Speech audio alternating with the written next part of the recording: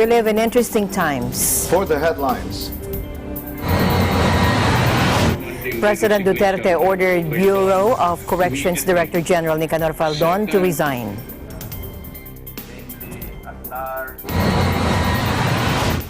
The scale of the horror inflicted by a monster hurricane begins emerging as the Bahamas Prime Minister announces 7 people had been killed and parts of the islands decimated by a storm now churning towards the United States. Hong Kong's embattled pro-Beijing leader is planning to permanently shelve a Loth extradition bill. And British Prime Minister Boris Johnson braces for another showdown in Parliament after a humiliating defeat over his Brexit strategy, with MPs set to vote on a law aimed at blocking a no-deal departure.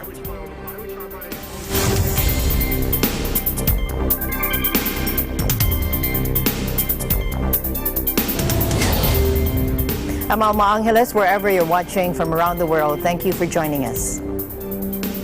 We welcome our viewers here in the Philippines and around the world. Good evening, everyone. I'm Sam Cepeda. And now to the news.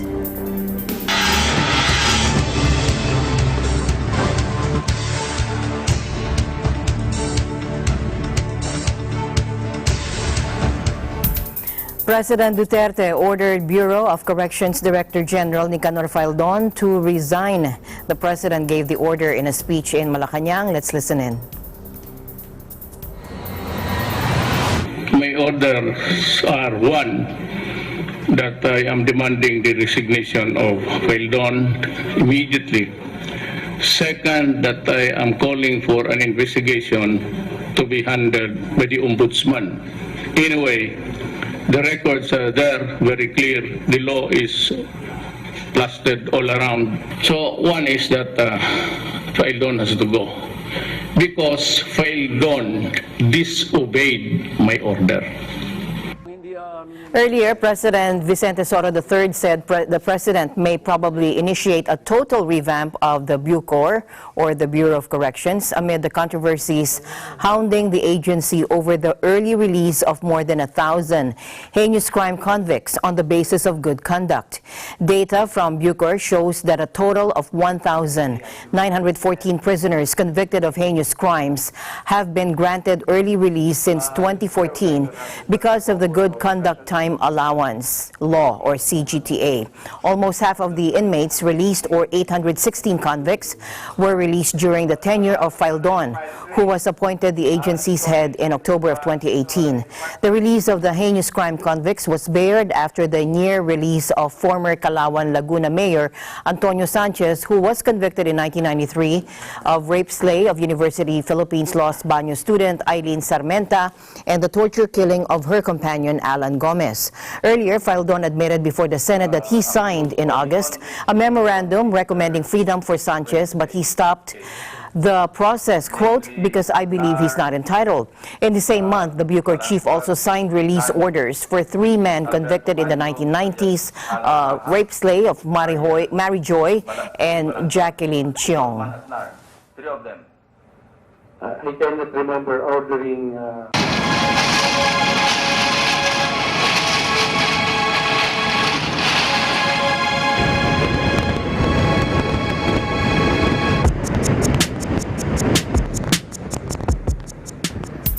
At least 7 people have been killed in the Bahamas by Hurricane Dorian. Prime Minister Hubert Minnis says after the storm delivered a devastating blow to the islands. Prime Minister Hubert Minnis said some areas had been decimated and expected the current death toll to rise. Take a look. Both in fuel, food, and monetary. And as I've said, of the 25 individuals that were transported to New Providence, 2 has already succumbed. That would take the number of deaths to 7. And again, I want to assure and inform the Bahamian population that we can expect more deaths to be recorded. Our priority at this time is search, rescue, and recovery. I just want to thank all of those first responders who are acting with courage to save lives and to rescue those in need.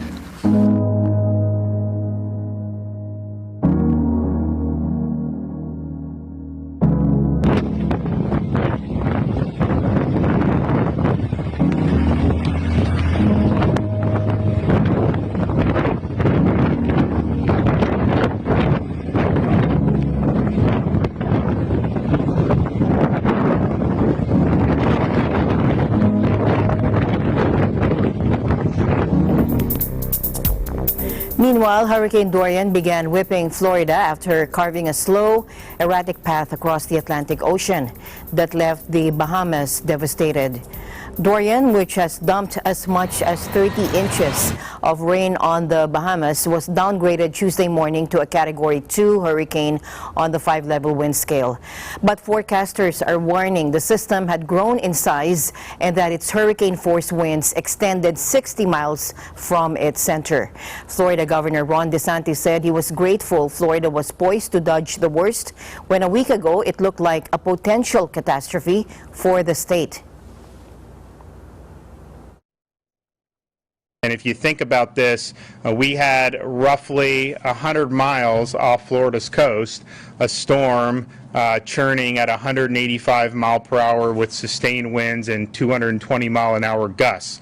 And the Bahamas were hit, I think, unlike very many storms in Florida's history. That was very, very close to impacting us in a very, very major way. So really, we could make a case going back a week and a half that pretty much any of our 67 counties could have been directly impacted by this thing. As it's gone on, we've been able to hone in on a little bit better, but for it to basically stay in place for like a day and a half rather than continue going west towards Florida and then now turn north. How these things happen, I don't know. This is going to be riding Florida's coast for the next day and a half. While we think this is a much better track than when we were looking at 72 hours ago, we just ask people to stay safe, remain vigilant. There will be some effects in the state of Florida. There'll be storm surge, there'll be some flooding, you may see wind damage depending on how close this gets to the state of Florida, but at the end of the day, being safe is the most important. So this storm is one for the record books. Day 11, I think, for probably those in Florida and those for us in FEMA and DC. More days to go. The threat is not over. I think we're fortunate that this will have minimal impact on Florida. It's still not over yet, so be prepared for any scenario. But take some lessons from Dorian, Cat 5 storm, 10th largest storm on record in the Atlantic. Are you still urging Floridians in evacuation zones to get out? I mean, traffic. Heed the orders. I think just listen, because there's different effects that can happen. Some of these communities have experienced flooding with less than what we're facing now. You have different erosion issues that can make some of the structures unsafe with certain impacts. So I would just listen to what those local folks are telling you. Even though the entire Florida coast now lies outside the cone of possible courses for the storm center, forecasters are still warning that a minor shift in direction still could subject parts of the state to hurricane-force winds. The storm is producing top winds of 110 miles per hour, putting it at the upper end of Category 2 strength. A hurricane warning was issued for portions of the South Carolina and North Carolina coastlines. Dorian would move near or over the South and North Carolina coast Thursday through Friday morning. As the weekend nears, South Floridians can expect showers, sunshine, and temperatures in the 90s, according to forecasters. Dorian's power may be dwindling, but its wind field had grown with tropical storm force winds extending out to 175 miles from the hurricane's core. Its hurricane force winds were blowing up to 60 miles from the center, according to the Tuesday evening update of the NHC. Just north of Dorian's eye, wind speeds were at 74 miles per hour, with winds of up to 90 miles per hour, according to the center's 10 p.m. advisory. National Hurricane Center's Deputy Director Ed Rappaport said a 32-foot wave was also recorded near Dorian's swirling core. He said it's these waves that would contribute to dangerous storm surge up on the coastline.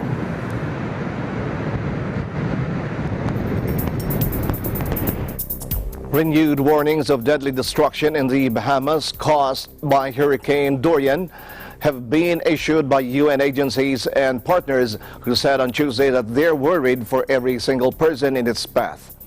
In Geneva, Jens Leerk from the UN Office for the Coordination of Humanitarian Affairs, or OCHA, said that initial assessments from Grand Bahama and the Abaco Islands, where the storm made landfall, were rather catastrophic. The initial assessments that we are getting in is that it's rather catastrophic.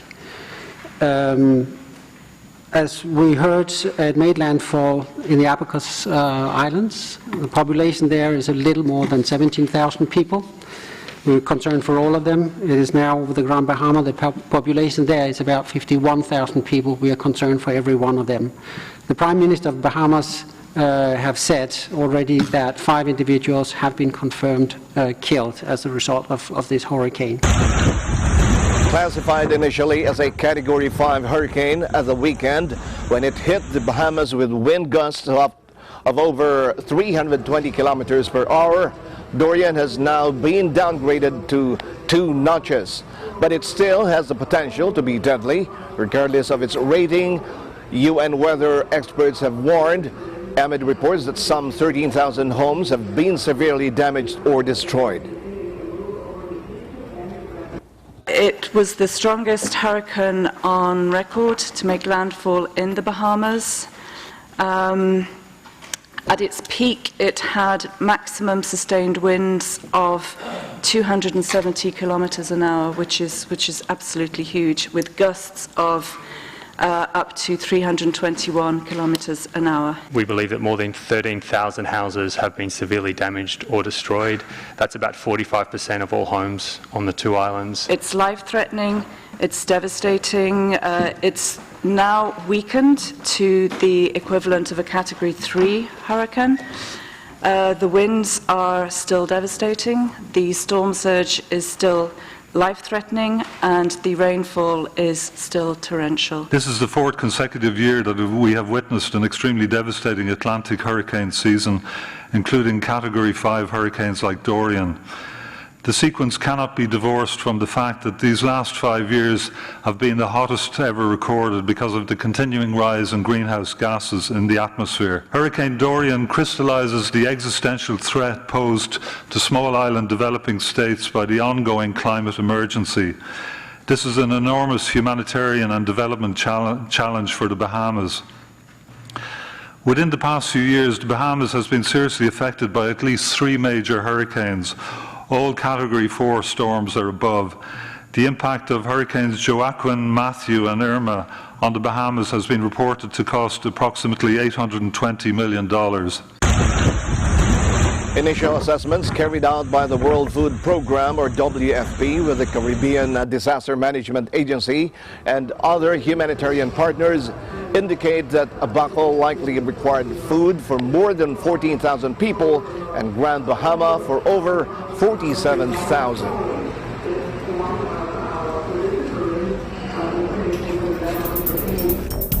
Search and rescue. Bahamians began the task of rescuing victims of Hurricane Dorian as the U.S. Coast Guard, Britain's Royal Navy, and a handful of aid groups tried to get food and medicine to the survivors and take the most desperate people to safety. At least 7 deaths were already reported in the Bahamas, with the full scope of the disaster still unknown. And the storms, punishing winds, and muddy brown floodwaters destroyed or severely damaged thousands of homes, crippled hospitals, and trapped people in attics.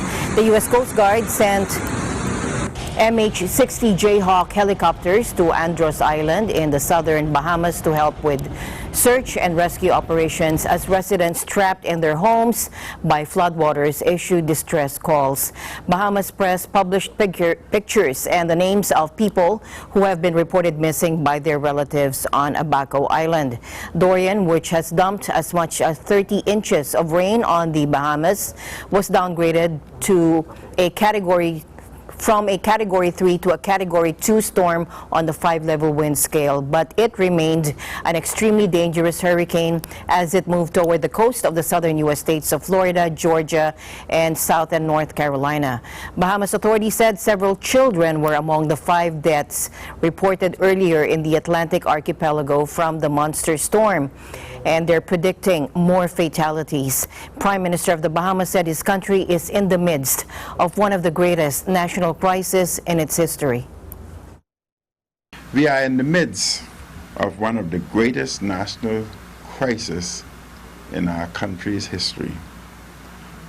The government will bring to bear every resource of state possible to help the people of Abaco and Grand Bahama or any other island nation that's necessary. Parts of Abaco are decimated. There is severe flooding. There's severe damage to homes, businesses, other buildings, and infrastructure. The national airport in Abaco is underwater. The runway is completely flooded. And in fact, the area around the airport now looks like a lake. Our priority at this time is search, rescue, and recovery. Our urgent task will be to provide food, water, shelter, safety, and security.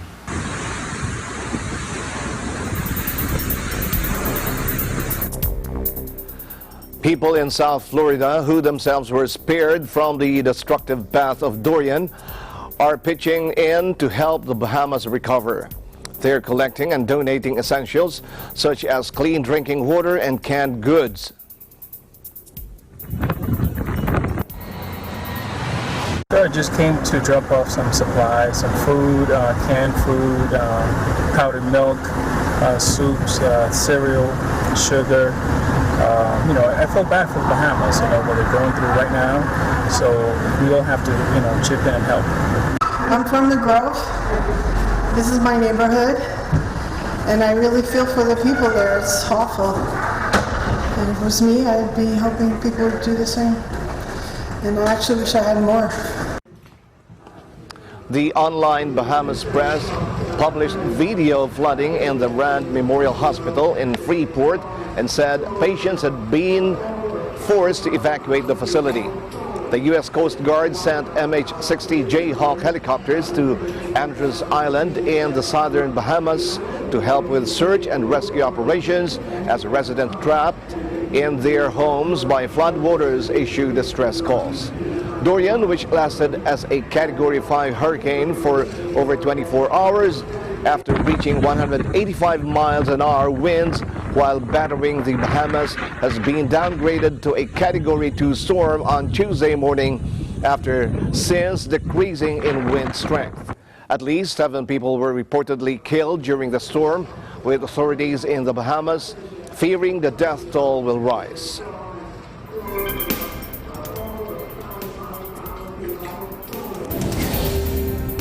Eagle News, we'll be right back. Stay tuned.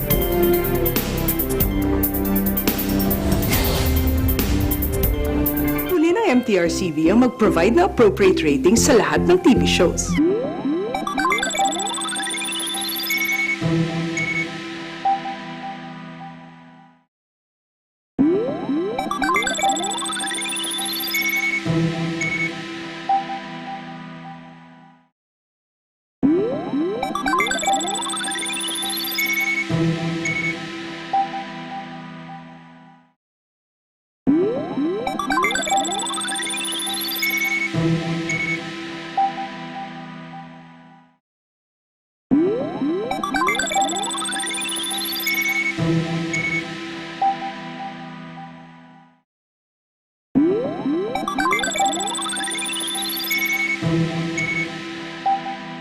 same day as the Philippines. Net 25 shows live and on demand, anytime, anywhere on any mobile device on OSN Play.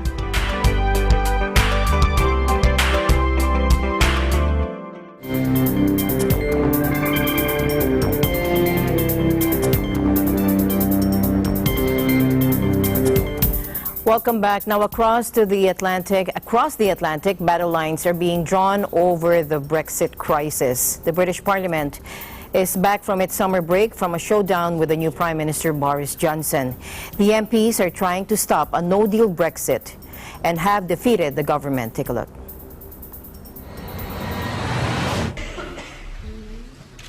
The ayes to the right, 328. The noes to the left, 301.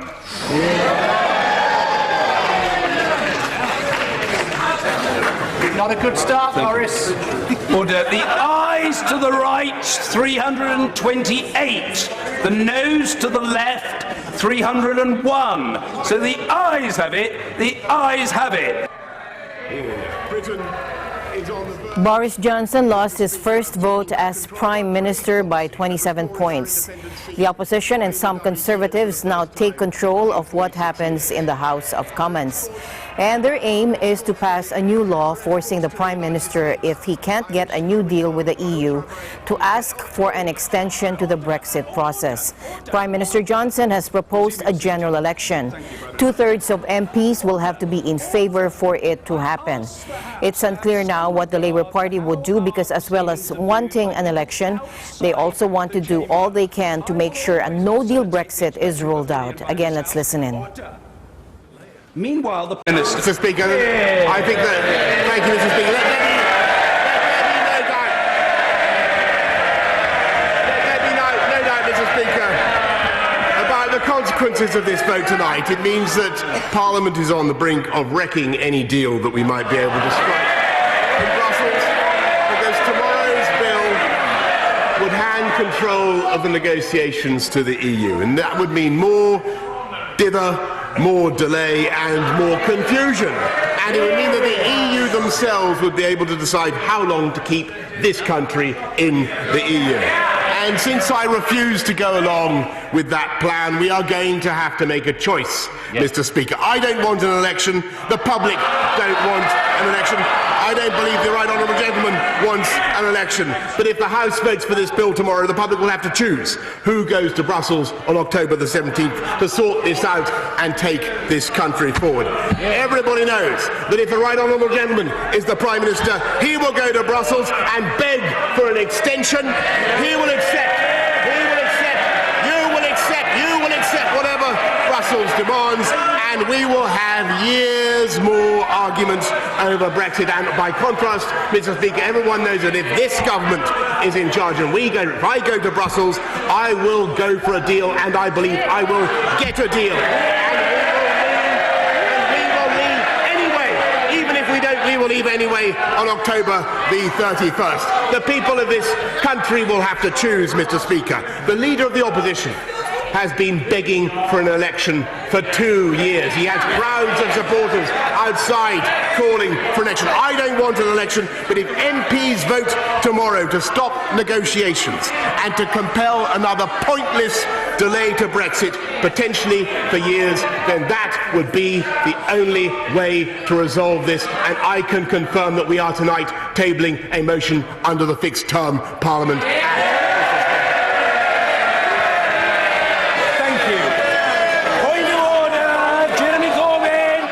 Mr. Speaker, on a point of order, I welcome tonight's vote. We live in a parliamentary democracy. We do not have a presidency, but a Prime Minister. Prime Ministers govern with the consent of the House of Commons, representing the people in whom the sovereignty rests. There is no consent. There is no consent in this House to leave the European Union without a deal. There is no majority for no deal in the country. As I've said before, if the Prime Minister has the confidence in his Brexit policy, when he has one he can put forward, he should put it before the people in a public vote. And so he wants to table a motion for a general election. Fine, get the bill through first in order to prevent, in order to take no deal off the table. Is on the verge, Mr. Speaker, of taking back control of The European Union can see no alternative to the so-called Irish backstop in a Brexit withdrawal deal to protect the Northern Irish Peace Agreement and the EU single market. Thereafter, the backstop provided in the withdrawal agreement is the only solution identified that safeguards the Good Friday Agreement at this stage and ensures compliance with international law obligations and preserves the integrity of the internal market. So this is where we are. The backstop is a position of last resort to maintain a seamless border on the island of Ireland. The border is a matter of great political, security and diplomatic sensitivity in Ireland. At present, goods and services are traded between the two jurisdictions with few restrictions. That is because the UK and Ireland are part of the EU single market and customs union, so products do not need to be inspected for customs or standards. But after Brexit, all that could change. The two parts of Ireland could be in different customs and regulatory regimes, which could mean products being checked at the border.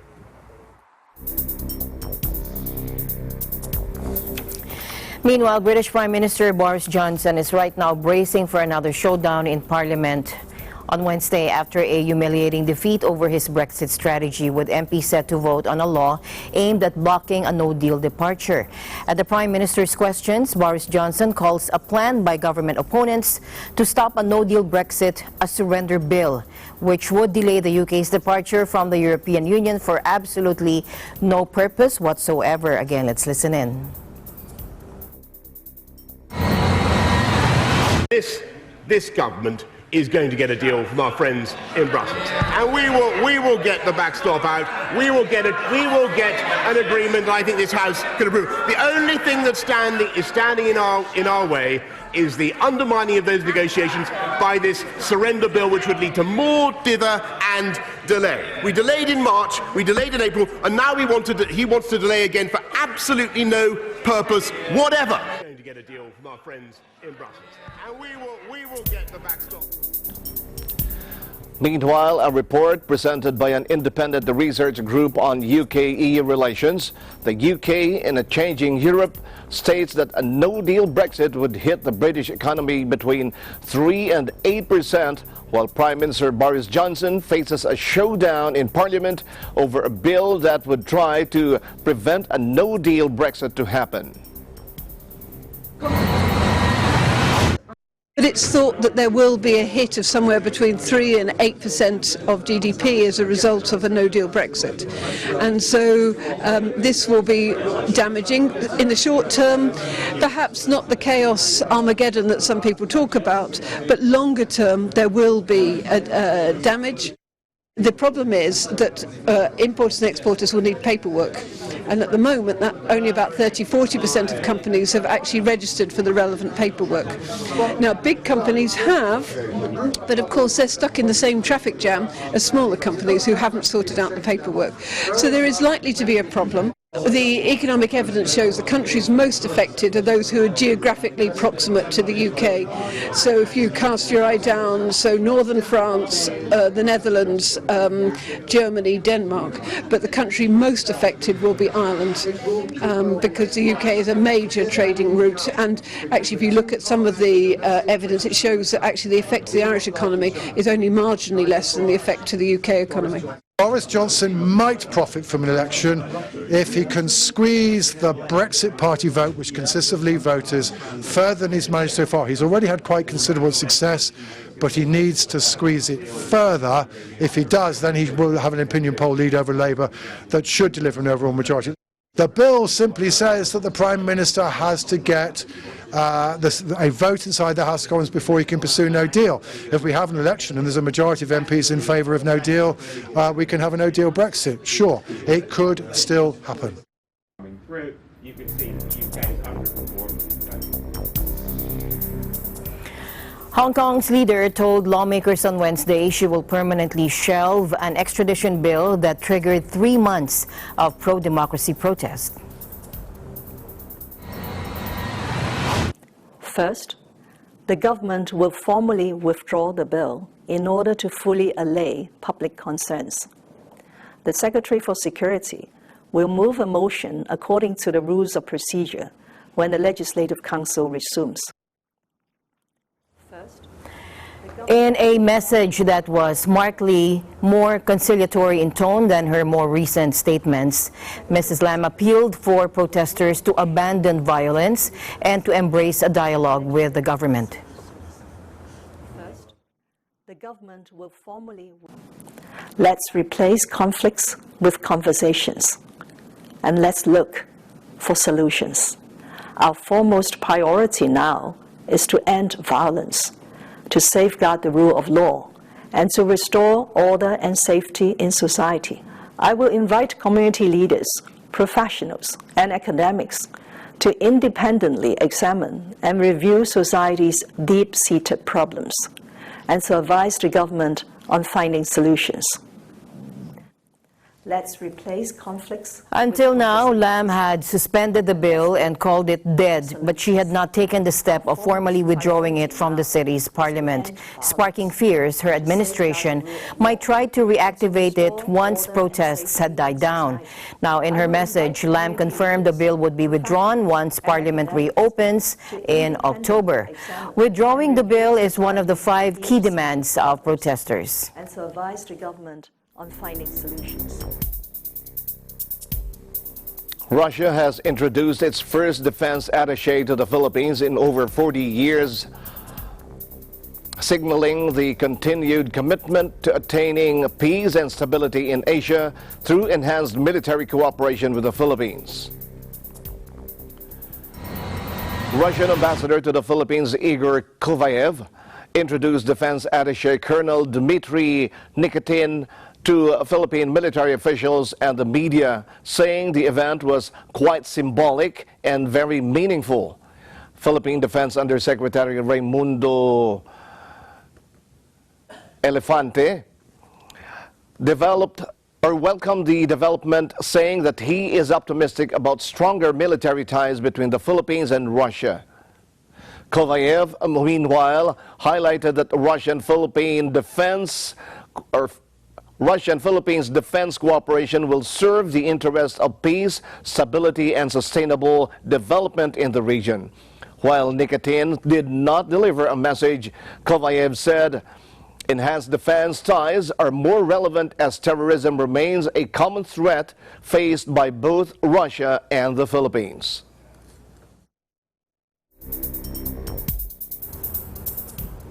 To other news now, South Africa and Nigeria stepped up security on Wednesday after deadly attacks on foreign-owned stores in Johannesburg. This was triggered reprisal assaults on South African businesses in Nigerian cities. Take a look.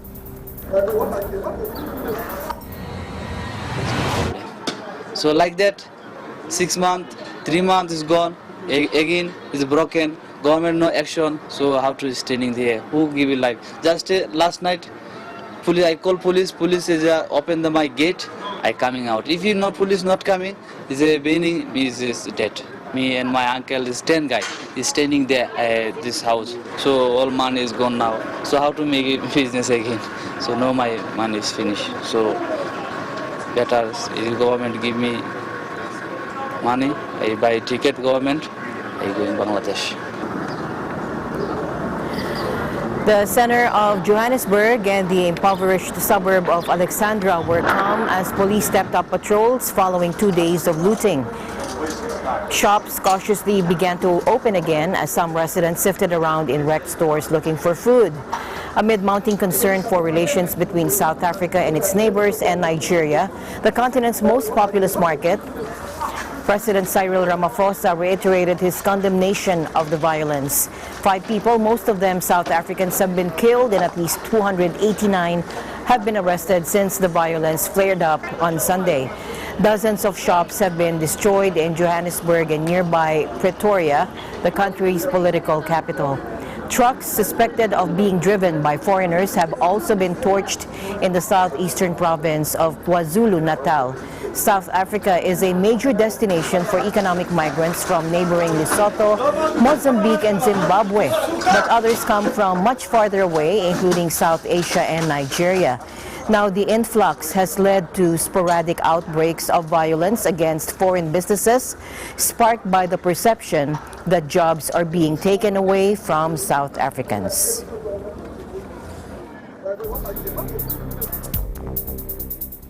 U.S. pop star Ariana Grande has sued the fashion retailer Forever 21 for using her trademark style to promote its products without her permission, including adverts featuring a look-alike model. Grande is seeking $10 million over claims the brand and its spin-off cosmetics line Riley Rose created an online campaign with striking similarities to her music videos, such as 7 Rings from late last year. The lawsuit, filed in Los Angeles District Court Monday, claims the campaign was intended to trick consumers into believing Grande had endorsed Forever 21's youth-oriented products. Images from Forever 21's Instagram account, cited by the lawsuit, showed a model wearing purple camouflage clothing and a pink headband and boots similar to those worn by Grande in the 7 Rings music video. A Forever 21 statement denied the allegations, adding that the fashion firm has worked with Grande's licensing company over the past 2 years. Ariana Grande said the firm Forever 21 approached her in 2018 about endorsement.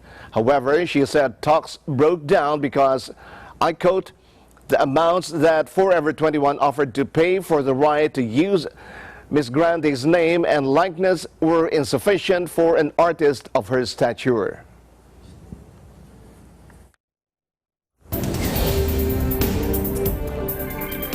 We'll be back with more news right after this break.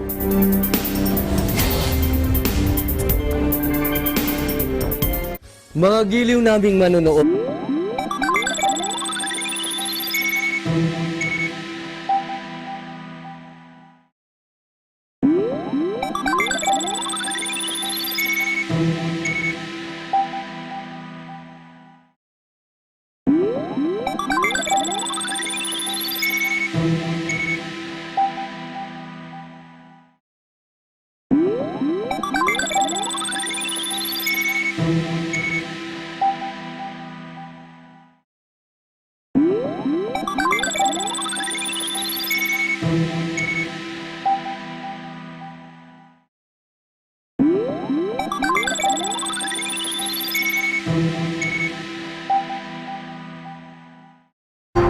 Net 25 available in the Middle East on OSN. Agila Balita, Lunes hanggang Biyernes, alas 7:30 hanggang alas 8 ng umaga.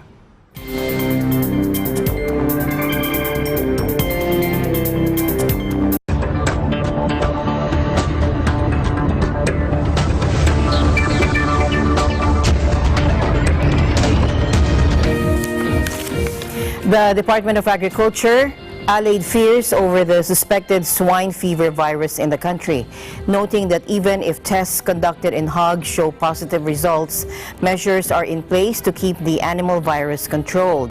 Agriculture Secretary William Dar said his agency will release results of confirmatory lab tests on hogs by Friday.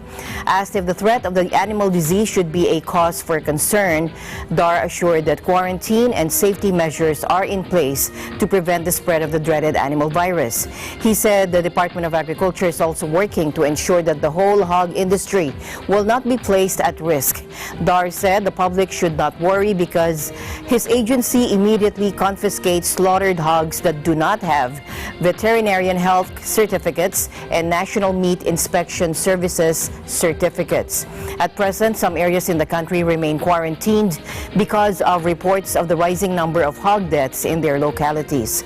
Concerns on suspected swine fever rose after farmers and their livestock showed loss of appetite, recumbency, vomiting, skin hemorrhage, dark discoloration in the extremities, and sudden death.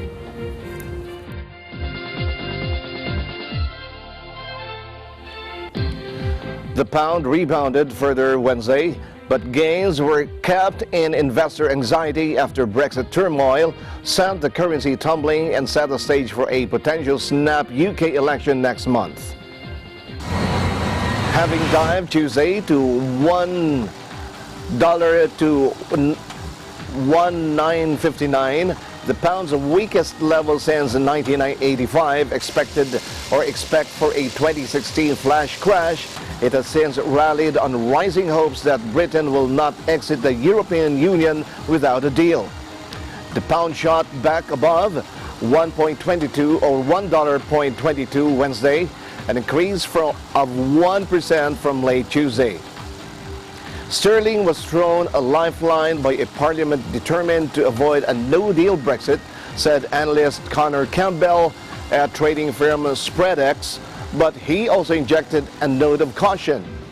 The complicating factor here, and the reason that sterling's gains are not even greater, is the potential for a general election.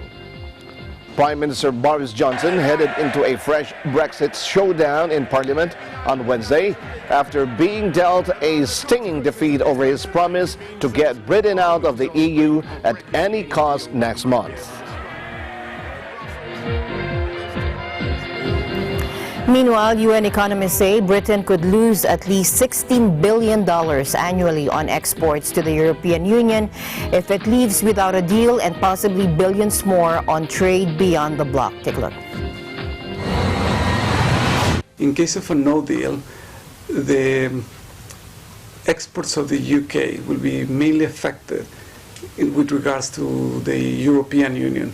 We are estimated, this is a conservative estimate, that the exports to the EU will drop by 7%, which is around 16 billion. There are a couple of sectors, but the automobile sectors is one of them. Food products, beef, for example, will be also affected.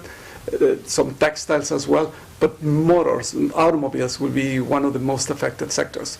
The UK is one of the top 10 exporting nations in the world. So trade is an important engine in their economy. A non-deal Brexit will affect that engine of the UK economy and will certainly have consequences. Within the EU, The UNCTAD economist said Britain's total merchandise exports last year stood at around $450 billion, and that its exports to other EU countries accounted for about half of that amount. The report was released as British Prime Minister Boris Johnson lost his working majority in Parliament ahead of a showdown with rebel MPs over fears he's steering the country towards a no-deal Brexit next month, which could lead to a snap election within weeks.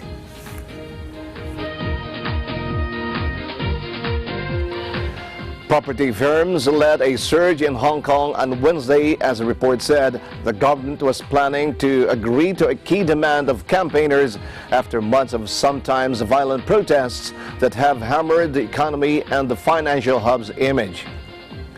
Multiple news outlets said Chief Executive Carrie Lam was planning to fully withdraw a Loth extradition bill, which would mark a major U-turn. The bill had been the initial spark for demonstrations at the start of June, and while markets at first took them in their stride, investors have grown increasingly concerned about a pickup in violence that has raised fears China may intervene. Hong Kong's business community widely disliked the extradition proposal and looked on aghast as the usually stable city became marred in street battles between riot police and a minority of hardcore protesters. The standoff has weighed on the city's economy as well as the stock market, with a closely watched index of manufacturing activity showing the sector continued to contract in August and at a faster rate than the month before.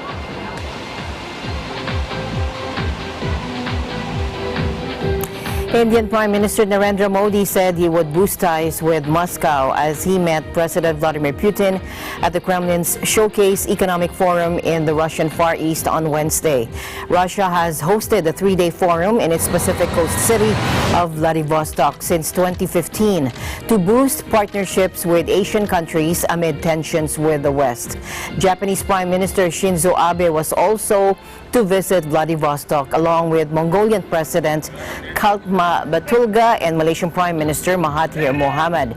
But President Putin was spending most of his time on Wednesday with Modi, who highlighted his ties with the Russian leader in an interview ahead of the forum. Modi pointed out that mutual ties also extend to nature, as every year Siberian cranes migrate to my home state Gujarat. The Indian leader also said he also planned to discuss tiger conservation with the president, a lover of big cats. After shaking hands warmly on Modi's arrival, the two men boarded a Russian Navy patrol ship, and then they headed to the Zvezda shipyard about 40 kilometers across a bay from Vladivostok.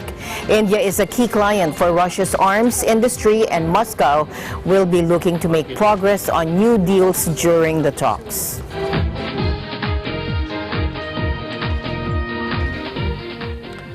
Haitians residents created havoc on the streets of the capital Port-au-Prince on Tuesday at protests calling for an end to the 2-week-long fuel shortages.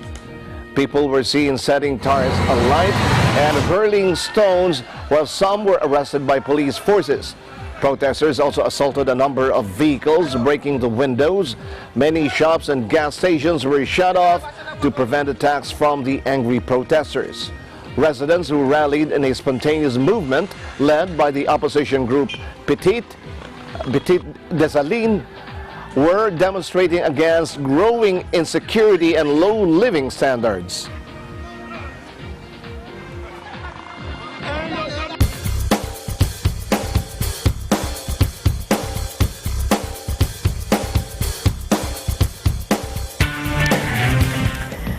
Facebook confirmed it is thinking with no longer making a public display of how many likes are racked up by posts.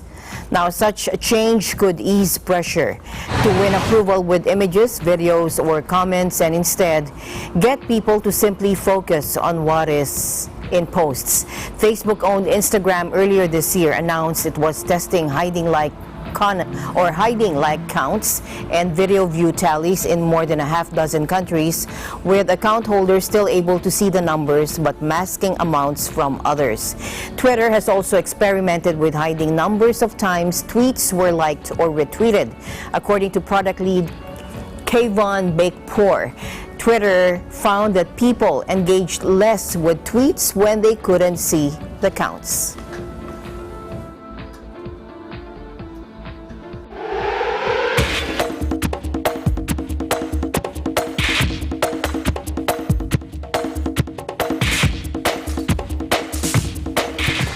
Here's Ben Bernaldez for our sports news. In tennis, Roger Federer struggled to hide his disappointment after his bid for a first US Open title since 2008 ended abruptly Tuesday with a 5th-set loss to Grigor Dimitrov in the quarterfinals. The 38-year-old Swiss had defeated Dimitrov in all 7 previous meetings, but surrendered a 2-1 lead before sliding to a 3-6, 6-4, 3-6, 6-4, 6-2 defeat. Federer, a 5-time US champion, left the court for a private medical timeout to treat his upper back near his neck before the final set, but refused to blame injury as the reason for his exit. Federer was denied on 5 break points in the 10th game of the 4th set, and the 78th-ranked Dimitrov held to force a 5th set before the Bulgarian broke the rival twice in succession to effectively seal victory. In Philippine sports, pole vaulter Ernest John E.J. Obiana became the first Filipino to qualify for the 2020 Tokyo Olympics after surpassing the 5.80-meter qualifying standard in an athletics meet in Chiara, Italy on Tuesday night. Obiana, a 6'1" Asian Athletics Championship reigning champion, successfully cleared the 5.81 meters on his third and last attempt to beat 5 opponents for the gold medal in the tournament sanctioned by International Amateur Athletic Federation or IAAF. The 23-year-old son of former pole vault great Emerson Obiana then tried but failed to eclipse the 5.9 meters Asian record. Nevertheless, Obiana broke his own national record of 5.76 meters, which he set during the 2019 Summer Universiade, also in Italy last July. 2020 Tokyo Olympics Chief de Mission and Philippine Football Federation President Mariano Araneta have confirmed that indeed Obiana was the first Filipino athlete to qualify to the Tokyo Sports Festival. And those are the stories for EN Sports. I'm Ben Bernaldez and I'm 1 with 25. Thanks, Ben. Don't forget to like us on Facebook, follow us on Twitter and Tumblr. Also check out our boards on Pinterest and pictures on Instagram. I'm Sam Cepeda. Thanks for joining us. And that's it for tonight's broadcast. I'm Alma Angeles and we're 1 with 25.